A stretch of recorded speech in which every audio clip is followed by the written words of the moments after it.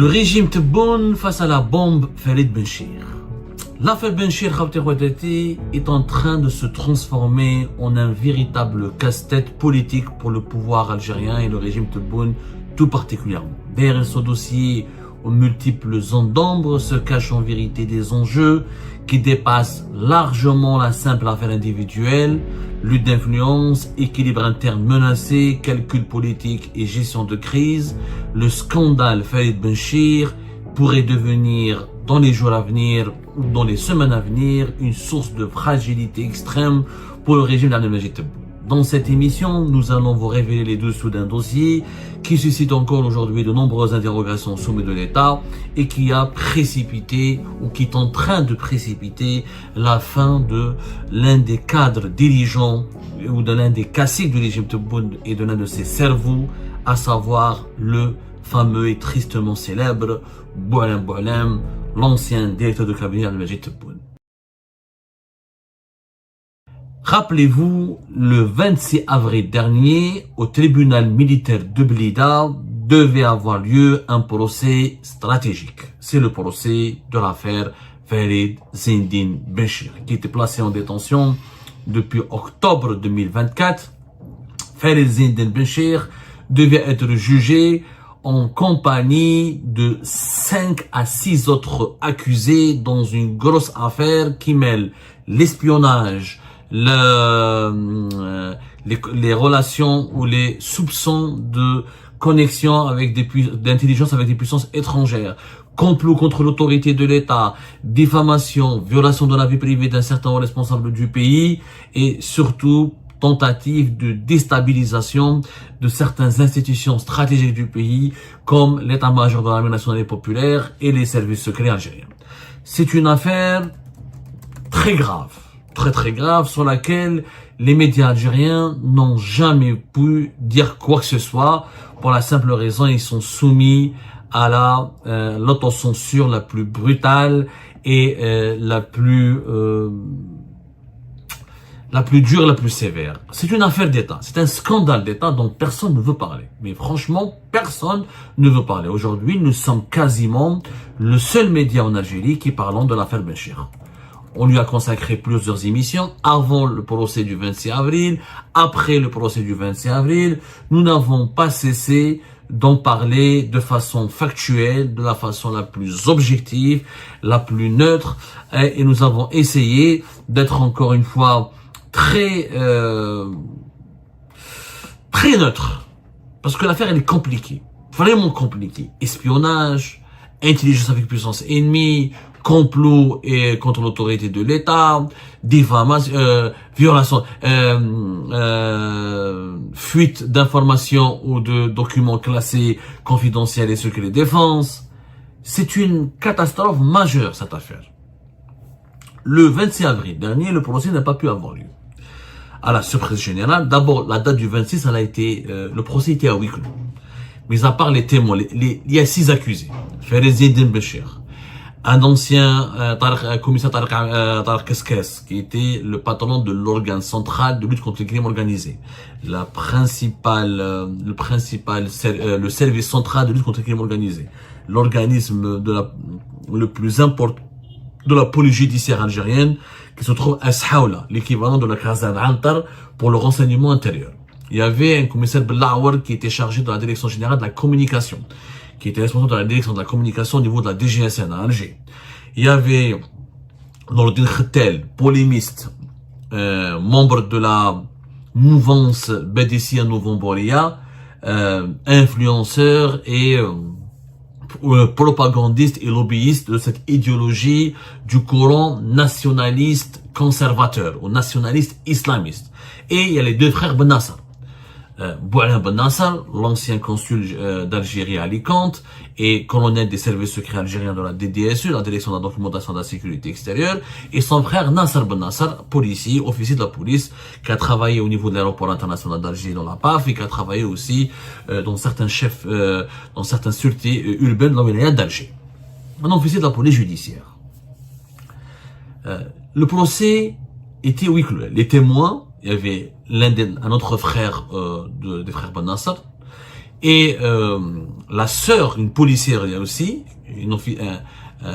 c'est une policière de Nordin Khattab.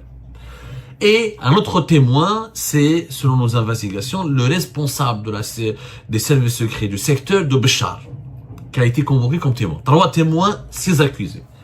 Huis clos, la date n'a pas été communiquée, aucune médiatisation, aucune information n'a été rendue publique, blackout total. Le matin, les audiences devaient commencer à 9h, avant même midi, les juges décident de renvoyer l'affaire vers une date ultérieure qui n'a pas été déterminée. Une date ultérieure indéterminée. Oh, l'affaire comme celle-là, où il y a espionnage, où il y a intelligence des puissances étrangères, sabotage et complot contre l'autorité de l'État, une affaire, comment on appelle ça, c'est quand même grave, c'est-à-dire que c'est pas n'importe quoi. C'est vraiment pas n'importe quoi l'affaire Zindine Béchir. Alors, le principal accusé, c'est Zindine Béchir, ça c'est lui, mais les autres sont considérés comme ses complices. Alors, l'affaire, de façon la plus simple et de la façon la plus pédagogique, on a accusé Farid Zindine Béchir d'avoir utilisé Nordin Khattab à travers celui qui était chargé de la communication, de la direction de la communication au niveau de la DGSN, d'entrer en contact avec les frères Ben Nasser pour obtenir soi-disant ou supposément de la part de Boualem Ben Nasser, via son frère Nasser Ben Nasser, des informations confidentielles et de ce qui se passe au sein des services secrets algériens, notamment au sein de la DDSE, la Direction Générale de la Sécurité Extérieure, qui était dirigée à l'époque par le général Mehmet Djebbar, qui est le concurrent direct et l'adversaire qui était le concurrent direct et l'adversaire direct de Farid Zindine Béchir. Nordin Khattab aurait exploité des données confidentielles et secrètes données par les frères Ben Nasser pour les donner à Farid Zindine Béchir et pour les donner ensuite à des cyberactivistes basés à l'étranger. On a cité Hicham Aboud et MRDZ, comme quoi ils auraient été alimentés par Nordin Khattab pour s'attaquer à des dirigeants du service secret algérien, notamment le colonel Mouad, Nasser Djen, colonel Boulahia, etc. Tous les responsables de 2022, de 2021, 2022 jusqu'à 2023, 24, des services secrets algériens qui étaient encore une fois, positionnés dans une lutte de clans et de rivalité directe avec Farid Zindine Béchir. Voilà l'affaire. De façon assez simpliste, mais simple. Et Farid Zindine Béchir, par la suite, on lui a rajouté d'autres chefs d'inculpation. On a découvert, la justice militaire a confirmé les révélations d'Algérie Part concernant les relations sulfureuses entre Farid Zindine Béchir et des services secrets étrangers. On a découvert, la justice militaire a confirmé que Farid Zindine Béchir, il avait des relations directes avec un chargé de sécurité au niveau de l'ambassade de France à Alger, qu'il avait des relations directes suspectes avec un ancien ambassadeur de France en poste à Alger et qui transmettait visiblement des informations classées secrètes, classées secret défense ou confidentielles aux autorités françaises. Hadi l'affaire Béchir, globalement, c'est celle-là. Globalement, c'est celle-là. Et c'est très grave. Donc on a eu, la justice militaire a inculpé le patron, l'ancien patron, celui qui était patron de la police algérienne quand même de 2021 jusqu'à pratiquement 2024. Farid Zindine Béchir, je rappelle qu'il était patron de la police algérienne de mars 2022, de mars 2021 jusqu'à janvier 2024. Inculpé d'espionnage. On lui a consacré même un long format et on a expliqué que c'était qu'il a été inculpé pour de très graves accusations. Complot, je répète, c'est important, mais je m'attarde un peu, parce qu'il faut que les Algériens comprennent pourquoi cette affaire elle est grave. C'est la première fois qu'un ancien patron de la police algérienne, et qui siégeait au niveau du Haut Conseil de sécurité nationale, et il se retrouve emprisonné depuis octobre 2024, emprisonné, pour des accusations d'une gravité inédite. On l'accuse non seulement de haut espionnage, de haute trahison et espionnage, complot contre l'autorité de l'État et fuite d'informations vers des cyberactivistes subversifs basés à l'étranger. C'est quand même des accusations qui peuvent valoir la peine de mort, voire la réclusion criminelle à vie. Ce procès, pourquoi n'a pas pu avoir lieu le 26 avril 2026? On va vous le révéler aujourd'hui. Parce que la présidence de la République, on l'a déjà dit auparavant, a exercé de fortes pressions sur le tribunal militaire de Blida, qui a d'ailleurs perdu juste avant le procès, quand par hasard, Fouad Boukhari, le procureur général près de la communauté de Blida, avait été démis de ses fonctions, dans le sillage d'un scandale qui l'implique dans une dispute et dans une prise de tête directe, dans un conflit personnel avec le ministre de la Justice, Ansel Boudjema.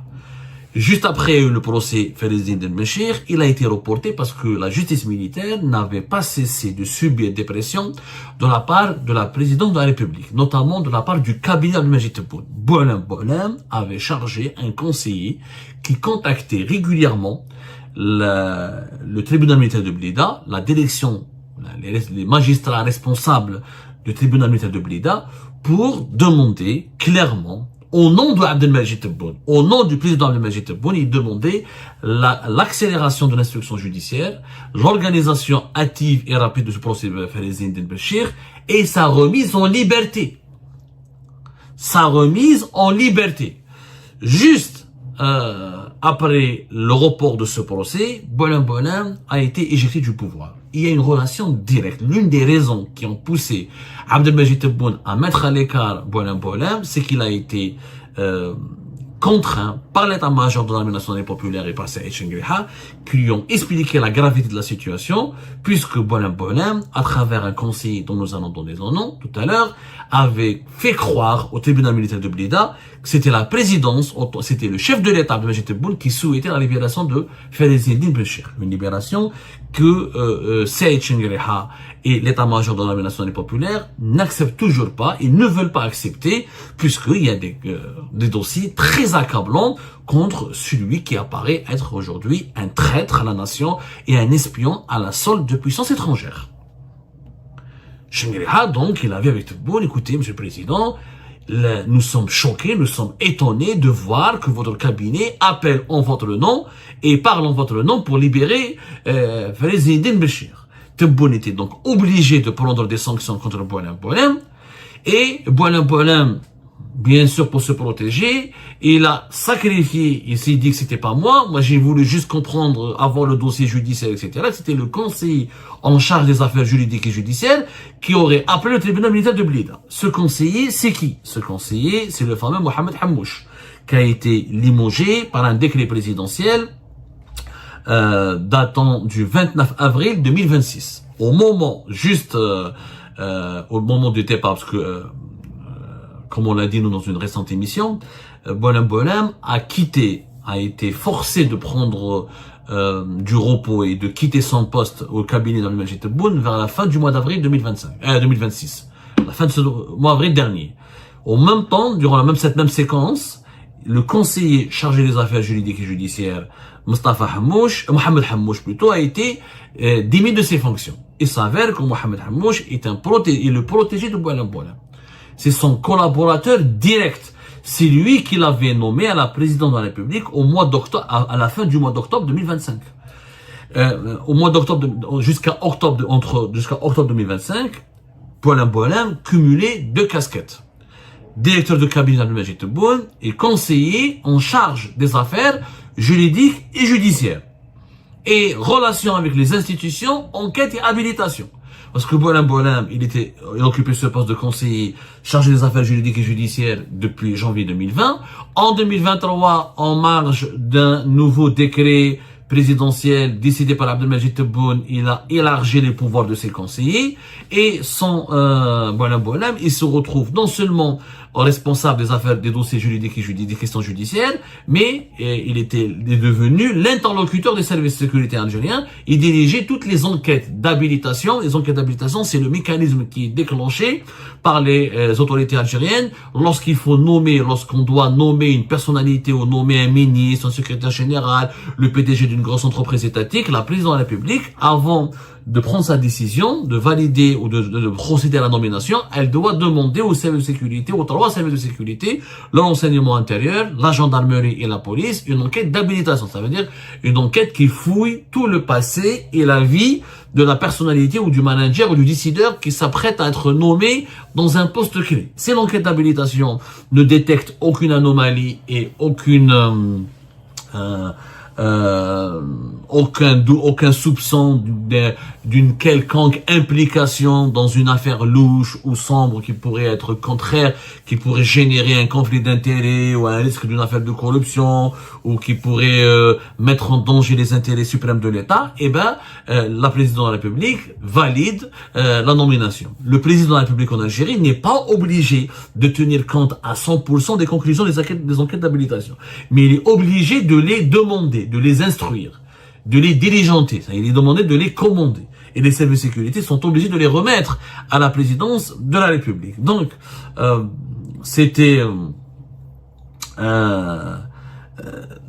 Bolen avait tous ces pouvoirs-là pour se consacrer, pour diminuer la charge de son travail, et il était devenu un véritable monstre parce qu'il était les affaires juridiques et judiciaires, il avait le pouvoir sur les enquêtes d'habilitation, il était directeur de cabinet d'Abdelmajid Tebboune, donc il fallait absolument qu'il se dégage d'une certaine responsabilité, qu'il reprenne, qu'il puisse s'occuper d'une certaine mission parce qu'il avait de super pouvoirs. Et ces super pouvoirs inquiétaient énormément les services de sécurité et l'armée nationale et populaire.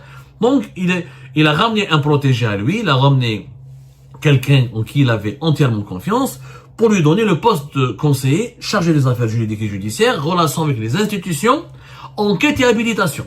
C'est-à-dire même les institutions, toutes les institutions de l'État, les relations entre Abdelmajid Tebboune et toutes les institutions de l'État, ça passait par Bolen.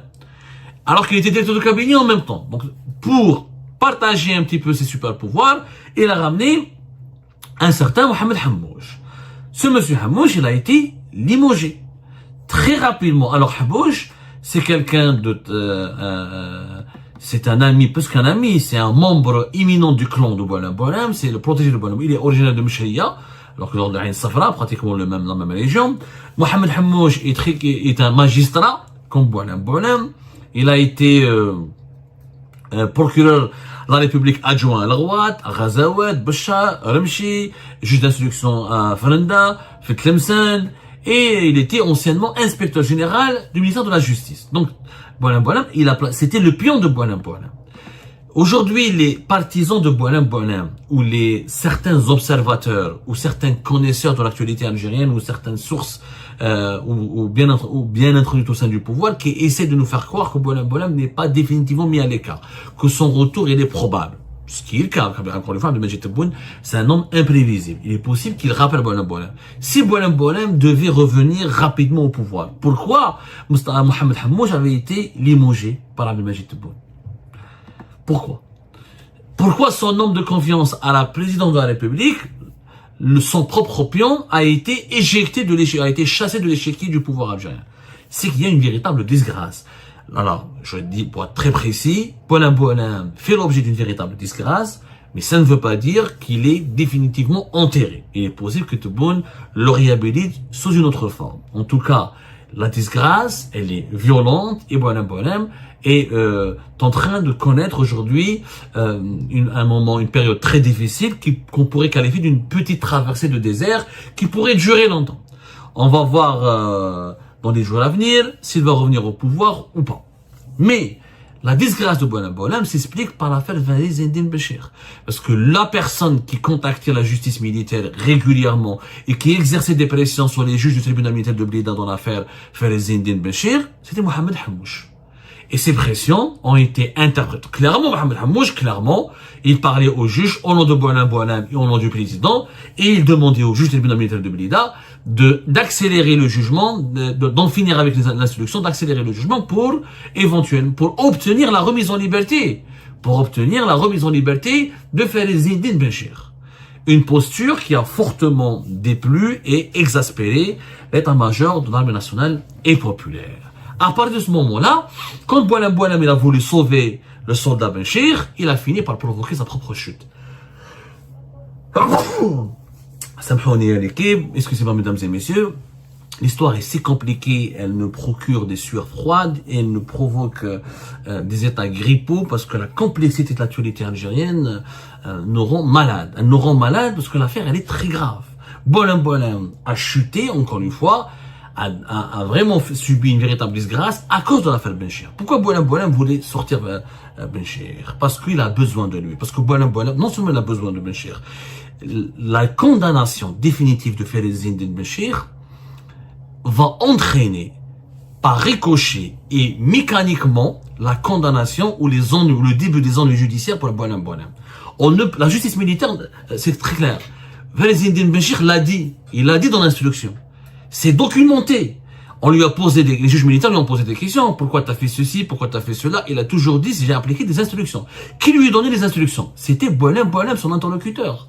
C'est Boualem Boualem qui a utilisé Fayez-Eddine Benchir pour affaiblir les Mehana Djebbar, pour affaiblir les Nasser Djen, pour affaiblir Saïd Chengriha, pour affaiblir l'ensemble de l'appareil sécuritaire et militaire du pays, afin d'asseoir définitivement et de façon absolue le pouvoir du clan Tebboune. Fayez-Eddine Benchir, les manœuvres contre les services secrets algériens, contre les responsables militaires, les enquêtes sur les généraux, sur les officiers des services secrets algériens, les fuites d'informations vers l'étranger, la guerre médiatique qui a été lancée par Fayez-Eddine Benchir et ses réseaux contre les généraux ou les officiers des services secrets algériens, elle était entièrement planifiée avec la complicité de Boualem Boualem. Boualem Boualem et Fayez-Eddine Benchir formaient un duo. Donc on ne peut pas condamner ou inculper uniquement Fayez-Eddine Benchir sans au moins convoquer, auditionner Boualem Boualem. D'ailleurs, la justice militaire aujourd'hui, elle devra profiter, puisque Boualem Boualem, il a été dessaisi de ses fonctions de directeur de cabinet. Il n'a plus d'immunité. Et comme il est malade, on peut au moins, dès qu'il va se rétablir, le convoquer et l'auditionner pour comprendre le rôle qu'il a joué. On parle d'affaires d'espionnage. Qui a défendu la nomination de Fayez-Eddine Benchir et son maintien au pouvoir le plus longtemps possible dans son poste auprès de Tebboune? C'est Boualem Boualem. Boualem Boualem a été le protecteur de Fayez-Eddine Benchir. Et c'est lui qui a voulu faire de Fayez-Eddine Benchir le monsieur sécurité nationale de l'Algérie. C'est lui qui voulait convaincre Abdelmajid Tebboune de dissoudre la DGSI, de séparer ou d'enlever la DGSI au ministère de la Défense nationale et à l'institution militaire pour la fusionner avec les renseignements généraux et la DGSN, la police nationale en Algérie, pour créer une nouvelle superstructure sécuritaire qui devait être dirigée par le fameux et célèbre Fayez-Eddine Benchir. Boualem Boualem et Fayez-Eddine Benchir, ils avaient une feuille de route. La feuille de route était claire. La dissolution des services secrets algériens.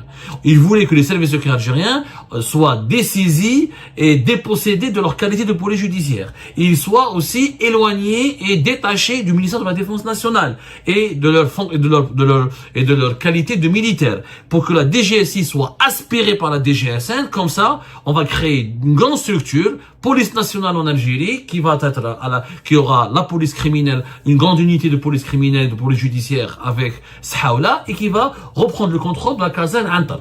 Comme en France, exactement, la DGSI et la police nationale française relèvent du pouvoir de l'autorité du ministère de l'Intérieur et non pas du ministère des Armées, puisque le ministère des Armées ici en France exerce son autorité sur la DGSE de l'enseignement extérieur.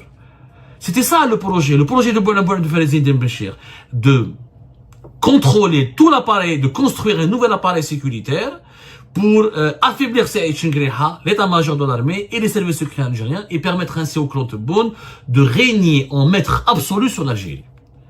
Et Fayez-Eddine Benchir a puisé dans ses connaissances, dans ses relations avec la France, les dirigeants français et certains services secrets occidentaux pour plaire au régime Tebboune, pour écrire cette feuille de route. Boualem Boualem, c'était les opérations politiciennes et politiques, et les opérations sécuritaires, c'était Fayez-Eddine Benchir. Donc on ne peut pas juger Fayez-Eddine Benchir sans demander des comptes et éventuellement juger ou impliquer ou inculper Boualem Boualem. Pour Boualem Boualem, en tentant de sauver la peau de Fayez-Eddine Benchir, il voulait sauver sa propre peau. Parce que si Fayez-Eddine Benchir s'était noyé définitivement dans cette affaire, c'est le naufrage de Boualem Boualem qui n'allait pas tarder. Donc, Mohamed Hammouche a exercé des pressions au nom de Boualem Boualem. Les juges du tribunal militaire de Blida ont communiqué l'information à l'état-major de l'armée. L'état-major de l'armée nationale populaire a fait de la résistance. Il a demandé à Abdelmajid Tebboune de ne pas intervenir dans ce dossier-là et de laisser la justice militaire continuer son travail et de ne pas libérer et de ne pas libérer. Il a émis son veto. L'institution militaire a donné son veto pour ne pas libérer Farid Zine Benchir. C'est ça le véritable contexte de la disgrâce de Boualem Boualem. Il n'y a pas que sa maladie. Il est devenu malade peut-être que certaines sources disent même que le malaise et les mauvaises, la situation de, l'état de santé de Boualem Boualem se serait dégradé en partie à cause de l'affaire Farid Zine Benchir parce que Boualem Boualem n'arrivait pas à sauver son poulain et il était impliqué jusqu'au cou dans cette affaire-là. Et pourquoi impliqué jusqu'au cou? Parce qu'il a tous les accusés ont été utilisés pas à un moment, à un autre moment, par Boualem Boualem. Par exemple, les frères Ben Nasser. Les frères Ben Nasser. Justement, le complot, le procès du 26 avril, comment la présidence, comment le Mouradia et Boualem Boualem et Mohamed Hamouche voulaient qu'il soit orchestré. La présidence, à travers Boualem Boualem et Hamouche, voulait que tout soit collé, toute la responsabilité du scandale devait être imputée aux frères Ben Nasser. Ils voulaient sacrifier les frères Ben Nasser. Il est considéré, surtout Boualem Ben Nasser, il voulait transformer Boualem Ben Nasser en immense traître. C'est Boualem Ben Nasser le traître. C'est lui qui a trahi sa boîte, la DDSE. C'est lui qui a trahi les services secrets. Et c'est lui qui a transmis des informations à MRDZ, comment on appelle ça, à Hicham Aboud via Nordin Khater. D'ailleurs, même moi, on m'a cité dans l'affaire. Ils ont même inculpé, ils ont même rajouté au dossier mon nom pour accabler Boualem Ben Nasser. Ils ont dit que Boualem Ben Nasser était en contact permanent, en contact direct avec Abdou Semmar. Juste pour l'accabler et pour faire de lui la source des subversifs, des activistes subversifs qui sont pourchassés ou recherchés par le régime algérien et qui sont exilés à l'étranger. Mais Boualem Ben Nasser, il connaissait Boualem Boualem aussi. Et c'était Boualem Boualem qui lui a fait promettre un poste à l'étranger. Et c'est Boualem Boualem, il rencontrait Boualem Boualem à maintes reprises. Il était en contact direct avec Boualem Boualem. Et Boualem Ben Nasser n'a pas voulu détruire les services secrets ou les liquider, les neutraliser. Boualem Ben Nasser, il s'était révolté contre une marginalisation dont il avait fait l'objet et contre des abus de pouvoir qui ont directement touché à ses droits d'officier des services secrets. Il y avait tout un groupe au sein des services secrets algériens entre 2022 et 2023 qui était contre les métamorphoses et les transformations de l'appareil de leur boîte sous l'égide de Mehmet Djebbar. En clair, à l'époque, il y avait un conflit interne au sein des services secrets entre les anciens de la DDSE et les nouveaux arrivés ou les nouveaux débarqués qui venaient de la sécurité militaire. C'est un problème interne. Mais ça n'a rien à voir avec la trahison, ça n'a rien à voir avec l'espionnage, ça n'a rien à voir avec le complot. Boualem Ben Nasser n'a pas comploté contre l'autorité de l'État. Il a demandé des changements, il militait pour des changements internes, pour une moralisation de sa boîte et pour un autre fonctionnement de sa boîte. Il voulait obtenir sa réhabilitation parce qu'il estimait qu'il était mis à l'écart et dégradé injustement. C'est tout.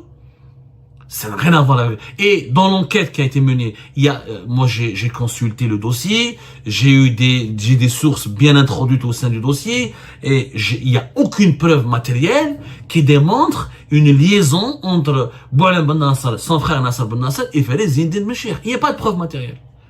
Il n'y a eu aucune. Le seul personnage qui était en contact avec l'un des Ben Nasser et le clan Benchir, c'était Nordin Khatel. Nordin Khatel, il était en contact avec Toufer Ben Nasser. Toufer Ben Nasser l'a expliqué, l'a relaté, il l'a dit dans plusieurs de ses lives sur les réseaux sociaux. Nordin Khatel a voulu utiliser Toufer Ben Nasser pour l'entraîner dans une guerre médiatique et cybernétique contre les responsables des services secrets algériens et contre le clan de Saïd Chengrih. Ça, c'est vrai. Mais Farid Zine Benchir n'avait pas besoin d'instrumentaliser les frères Ben Nasser, puisqu'il était en contact direct avec Boualem Boualem. Moi, j'étais bien les frères Ben Nasser. Il n'avait pas besoin d'eux. Il y a eu toute une machination qui a été orchestrée dans le seul but d'obtenir la libération de Farid Zine Benchir en mettant tout le scandale, tout ce scandale d'État, en le mettant sur le dos des frères Ben Nasser. En fait, les frères Ben Nasser devaient servir de moutons de l'Aïd qu'on allait égorger pour satisfaire et pour nourrir tout le gratin des dirigeants algériens pour leur faire croire finalement ce scandale finalement a été étouffé. Les seuls et véritables responsables, c'est les frères Ben Nasser. Quant à Farid Ezzine Ben Béchir, Boualem voulait non seulement le libérer, mais aussi le réhabiliter. Comme un certain Manad Jebbar qui a fait de la prison, qui a été nommé à la tête d'une institution militaire importante, comme un certain général Hassan qui a fait de la prison, qui est aujourd'hui à la tête de la DGSI, Boualem espérait que dans les 2 années avant la fin du mandat de Tebboune, il espérait réhabiliter Farid Ezzine Ben Béchir pour le ramener autant que conseiller de la sécurité nationale. En tant que conseiller chargé des affaires de sécurité nationale au niveau de la présidence de la République. Et pour changer l'actuel conseiller. Qui s'appelle Benito, c'est ça, Benito. C'était ça le programme de Boualem. Sauver Benchir, le récupérer et le mettre à la place de Boumediene Benito, Boumediene Ben Atto, excusez-moi, Boumediene Ben Atto, pour le mettre à la place de Boumediene Ben Atto, qui est en tant que conseiller auprès du président de la République, chargé des affaires en lien avec la défense et la sécurité nationale. C'est ça l'objectif sur lequel travaillait Boualem. Réhabiliter Béchir, il l'utilisait. Pourquoi? Parce que Boualem avait besoin de faire les Ezzine Béchir dans l'optique de la succession d'Abdelmajid Tebboune.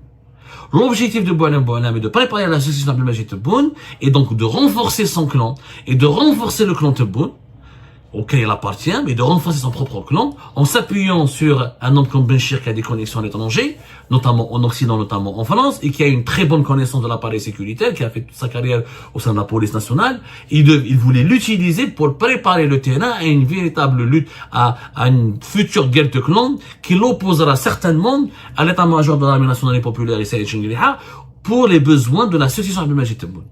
Parce que là nous sommes en 2026. Qui va succéder à Abdelmajid Tebboune? Comment faire partir Abdelmajid Tebboune? Comment le faire remplacer? Quelle est la personnalité qui doit susciter le consensus? Qui doit choisir le successeur d'Abdelmajid Tebboune?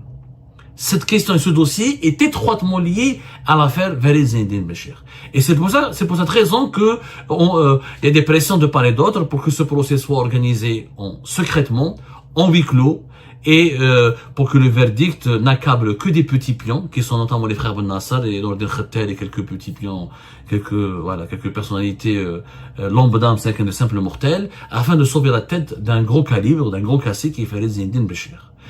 Pour en ce qui nous concerne, nous poursuivons nos investigations et nous reviendrons sur ce sujet avec de plus amples explications et informations dans nos prochaines émissions, Inch'Allah.